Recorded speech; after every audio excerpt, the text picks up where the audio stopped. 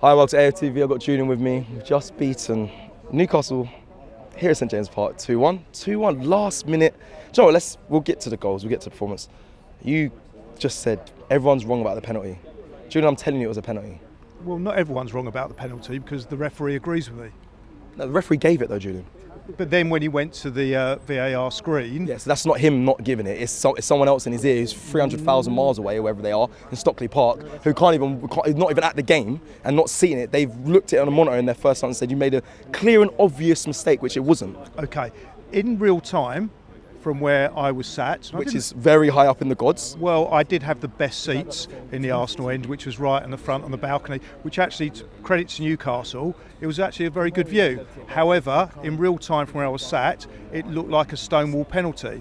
And when I watched it on my little VAR screen, my replay that watching Sky, yeah, I was watching Sky, it wasn't exactly obvious, so in that respect it wasn't obvious, but it was the right decision that it wasn't a penalty because Why? The rules of the game are if you touch the ball and make any contact with the ball, which the Newcastle goalkeeper Pope did, very, very slight. It was very subtle, but he did just about touch the ball.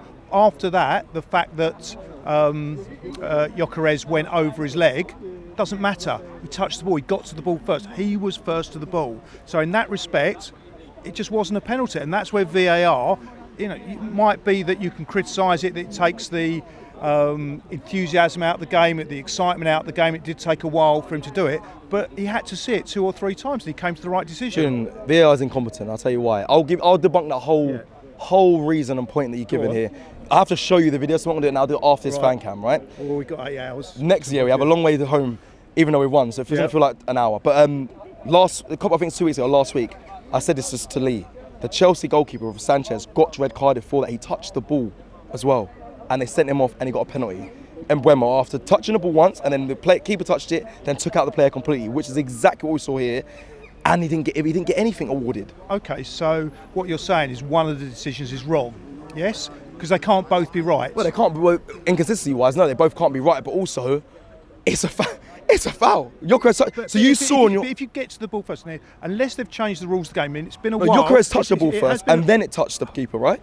That's what you said. Gyökeres touched the ball. Then the keeper gets a very, very slight touch on the ball, and then Gyökeres goes over his leg. Now, my understanding, and if I'm wrong about the rules of the game, then I'm wrong, and I'll admit that I'm wrong. But my understanding of the rules of the game are, if the keeper has touched the ball before he goes over his leg, then it's not a penalty. And when you see it, it's very, very subtle. He does get a very slight very, very touch. subtle. So it's not clear and obvious. So there was no need for VAR to intervene, even from you and the gods in your balcony seat. That is unbelievable. The best one that Arsenal can provide you. You saw it at first and said it was a penalty. Yeah, because from where I was sat, it looked like a penalty. Like the majority of us. I can't say it was clear and obvious. What I can say, from my understanding of the rules of the game, is it was the correct decision. Tell me this: if the ref gave his original decision, do you think anyone would have been annoyed afterwards?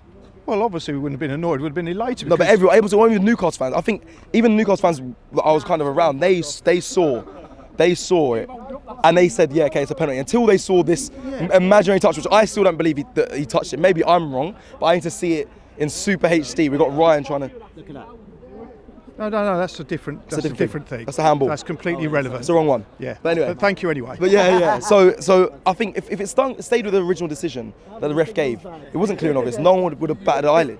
They might not have batted an eyelid at the time, but football's changed. It's not just about what happens there and then. It's about replays from all different angles. And all I'm saying is, from my understanding of the rules of the game, it wasn't a penalty. Okay, that's all. Let's move forward because we've done a lot of time on the penalty and that wasn't given. Yeah. And which was a bad thing. Well, we won the game, so in the end, it didn't matter.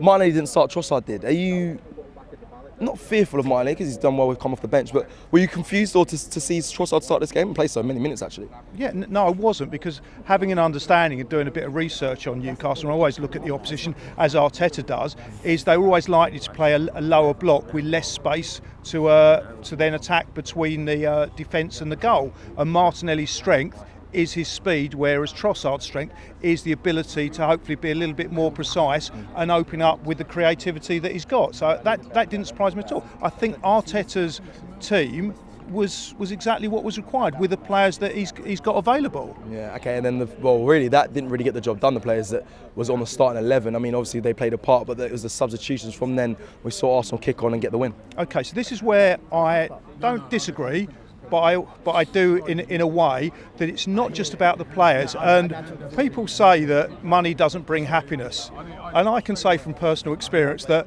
money does bring happiness. And if you ask, You're building a lot of supporters saying this. Go on, carry on. yeah, but if you had been in the Arsenal end, you would have seen a lot of happiness. And the reason for that happiness is because the depth of our squad. The players that we had, our 1 to 11, were fantastic. But the players that came on to replace them, fabulous. Look at the players that we've got out injured.